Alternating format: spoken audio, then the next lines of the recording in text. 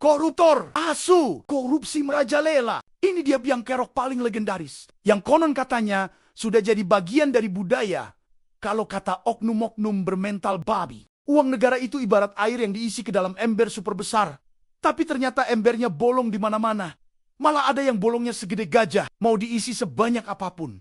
Pasti ada aja yang netes keluar. Bukan buat rakyat, tapi ngalir deras ke kantong-kantong oknum tak bertanggung jawab yang hobinya koleksi mobil mewah dan tas Hermes. Alhasil, pembangunan jadi lambat kayak siput kena macet di hari Senin pagi. Sebagai contoh, jalan rusak di mana-mana, fasilitas publik ala kadarnya. Padahal dananya sudah cair duluan. Ya mungkin cairnya langsung ke rekening pribadi. Jadi, jangan heran kalau kita sering merasa jalan di tempat, padahal sudah lari maraton puluhan tahun. Misalnya lagi gini, pemerintah punya anggaran buat bangun sekolah di desa terpencil. Tapi sebelum sampai ke sana, dananya udah kepotong sana-sini. Ada yang ambil fee proyek, ada yang markup harga, ada yang titip nama, dan sebagainya. Akhirnya berimbas ke kualitas pendidikan kita, termasuk pelajar dan tenaga pendidik. Alasan kedua, birokrasi ribet dan berbelit-belit. Mengurus sesuatu di Indonesia, itu kadang bikin kepala pusing 7 keliling. Mirip lagi main puzzle 10.000 keping tanpa gambar panduan. Dari urusan izin usaha yang bisa makan waktu berbulan-bulan, sampai bikin KTP yang kayaknya perlu surat rekomendasi dari 7 turunan. Prosesnya bisa panjang kayak antrian sembako gratis. Tumpukan berkas yang bikin ribet dan terkesan menyusahkan, juga persyaratan tambahan yang sering muncul tiba-tiba, bikin banyak orang, terutama investor jadi malas dan kapok. Yang lucu atau tepatnya tragis, kadang warga lebih hafal jalur orang dalam dibanding jalur resmi. Karena kalau ikut prosedur normal, bisa-bisa beruban duluan baru selesai. Jadi ya gimana negara mau ngebut, lawang ngurus izin aja lama banget, kayak nunggu GTA 6 rilis. Padahal kita udah masuk era digital. Tapi banyak urusan masih harus pakai map tebal, berkas yang harus distempel, minimal 7 pejabat berbeda. Lucunya negeri ini. Ketiga, kualitas pendidikan belum merata. Kita punya banyak anak muda cerdas dan berpotensi, bahkan sampai viral karena kejeniusan mereka yang sayangnya seringkali tidak terfasilitasi. Tapi sayangnya, kualitas pendidikan kita itu mirip kue lapis. Ada yang tebal dan enak banget di atas, tapi makin ke bawah, makin tipis bahkan gosong. Sekolah di kota besar, mungkin fasilitasnya lengkap, AC dingin, wifi kenceng. Tapi coba lihat di daerah pelosok, masih banyak yang bangunannya reyot, minim buku, minim listrik, bahkan gurunya cuma satu untuk semua mata pelajaran. Gimana mau bersaing di kancah global kalau fondasi pendidikannya masih pincang? Ini ibarat mau ikut olimpiade lari, tapi sepatu lari kita beda sebelah. Yang satu Nike terbaru, yang satu lagi sandal jepit bolong. Kalau pengen jadi negara maju, ya pendidikan harus jadi prioritas beneran. Bukan sekadar jargon di baliho. Dan pemerintah harus sadar bahwa pendidikan adalah kunci penting untuk kemajuan bangsa. Yang keempat, infrastruktur belum memadai. Meskipun sudah banyak pembangunan yang digembar-gemborkan, infrastruktur kita ini masih jadi PR besar yang kayaknya nggak akan kelar sampai kiamat. Macet di kota-kota besar itu sudah jadi sarapan wajib. Banjir langganan kalau hujan deras sedikit. Dan jangan lupakan jalan-jalan berlubang yang bikin deg-degan kayak naik roller coaster tanpa sabuk pengaman. Kondisi infrastruktur yang begini jelas menghambat pergerakan barang dan jasa. Bayangkan, untuk mengirim cabai dari daerah penghasil ke Jakarta saja, biayanya bisa mahal banget. Ini karena jalanan yang rusak dan macet parah,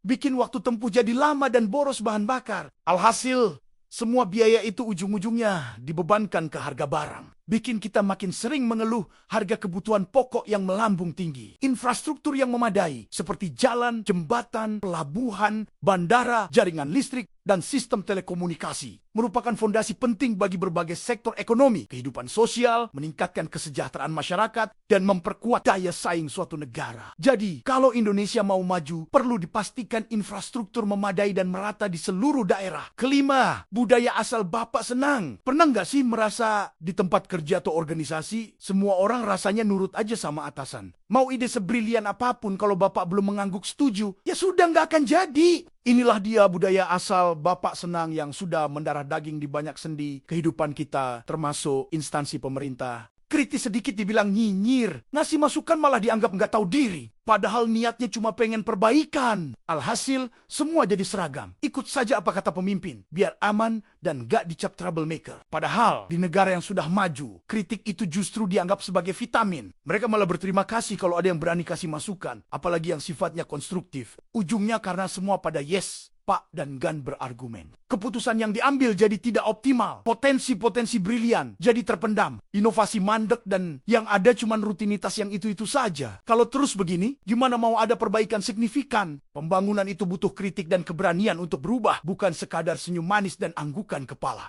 6. Minimnya riset dan inovasi.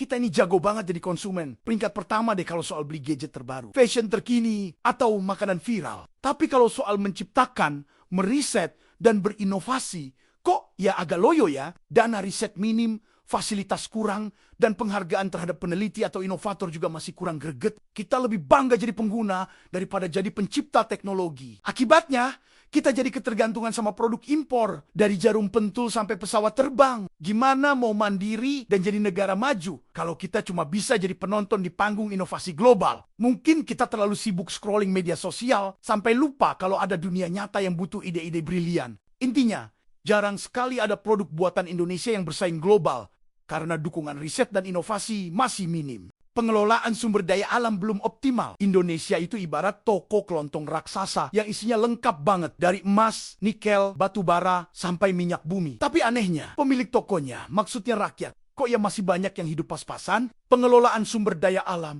kita seringkali belum optimal. Bahkan cenderung diobral atau dikelola pihak asing dengan keuntungan yang minim untuk negara. Kita punya hutan yang jadi paru-paru dunia, tapi polusi udara salah satu yang tertinggi. Kita punya laut yang kaya ikan, tapi illegal fishing merajalela. Dan masih banyak contoh lainnya. Sepertinya kita ini terlalu dermawan. Sampai lupa kalau kekayaan itu harusnya buat kesejahteraan sendiri. Bukan cuma dinikmati segelintir orang atau negara lain. Contoh lain gini. Indonesia ternyata melakukan kegiatan ekspor minyak mentah ke beberapa negara tujuan.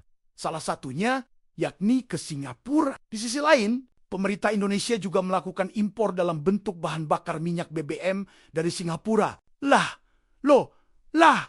Kurangnya penegakan hukum. Ini dia salah satu alasan paling bikin emosi jiwa. Penegakan hukum di Indonesia itu sering banget dibilang tumpul ke atas, tajam ke bawah. Artinya kalau yang salah itu orang-orang berduit atau punya kekuasaan, kasusnya bisa lenyap atau tiba-tiba mandek. Tapi kalau rakyat jelata yang cuma nyolong sandal jepit, wah, bisa langsung diproses kilat dan dapat hukuman maksimal. Contoh nyatanya seperti ini. Seorang pejabat tinggi melakukan korupsi miliaran rupiah, namun hanya dihukum ringan atau bahkan bebas. Sementara seorang pencuri kecil dihukum berat. Contohnya adalah kasus korupsi yang melibatkan Ratu Atut Chosia, mantan gubernur Banten. Ia terbukti melakukan suap namun hanya dihukum 4 tahun penjara dan denda 200 juta rupiah. Sementara ada kasus seorang nenek Asyani yang mencuri kayu mendapat hukuman 1 tahun penjara dan denda 500 juta rupiah.